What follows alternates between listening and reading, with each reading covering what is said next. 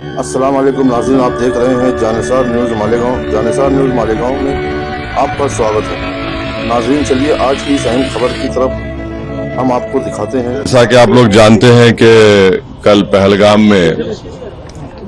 व मीडोज में दहशतगर्दों ने, टेररिस्ट ने उस माउंटेनियस एरिया में वहां पर इंडिस्क्रिमिनेट तरीके से और मजहब पूछकर उन्होंने मासूम लोगों को वहां पर उनका कत्ल किया है। हम इसकी सख्त से सख्त अल्फाज में इसकी मजम्मत करते हैं, कंडेम करते हैं और हम उम्मीद करते हैं कि हुकूमत इन दहशतगर्दों को एक सबक सिखाएगी और साथ ही साथ हम जो लोग वहां पर जिनको कत्ल किया गया, इन टेररिस्ट ने इनको मारा है, हम उन तमाम फैमिलीज के साथ खड़े हैं और हम जो जख्मी हैं हम दुआ करते हैं कि वो जल्द से जल्द सेहतयाब हो। दूसरी अहम बात यह है कि ये एक इंटेलिजेंस फेलियर भी है और हुकूमत को, नरेंद्र मोदी हुकूमत को देखना है कि उनकी डिटरेंस पॉलिसी कितनी कामयाब हो रही नहीं हो रही है। चौथी बात यह है कि उरी हुआ, पुलवामा हुआ, ये उरी और पुलवामा से ज्यादा कंडेमनेबल इंसिडेंट है ये, क्योंकि जो सिविलियन लोग हैं वहां पर जाकर ये टेररिस्ट जो हमारे पड़ोसी मुल्क से जरूर आए हैं और वहां से आकर यहां पर हमारी सरजमीन पर मासूम लोगों को उनकी जान लेते हैं और बड़ा दर्दनाक वाकया है ये, बल्कि ये मैसेकर है।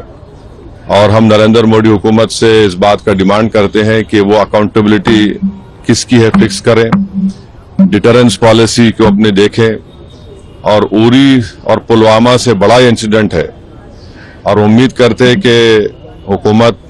इन तमाम जालिमों को सबक सिखाएगी और इनको जो लोग मरे हैं उनसे इंसाफ होगा। और MIM पार्टी उन तमाम खानदान और परिवार के साथ खड़ी हुई है जिनकी जानें गई हैं और जो जख्मी है, हम ये मुतालबा करते हैं, डिमांड करते हैं कि जल्द से जल्द उनको जो भी वहां पर तिबी इमदाद या मेडिकल फैसिलिटीज जरूरत है उनको पहुंचाई जाए। और ये कंडेमनेबल इंसिडेंट है। इसमें कश्मीर में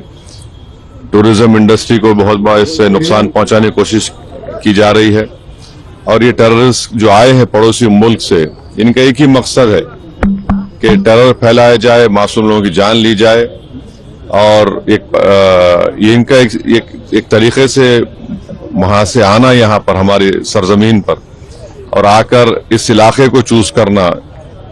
क्योंकि आप टेरेन आप देखेंगे पहलगाम में वो मेडोज जो है वहां पर घोड़े के ऊपर जाना पड़ता है आपको, सर रोड भी नहीं है।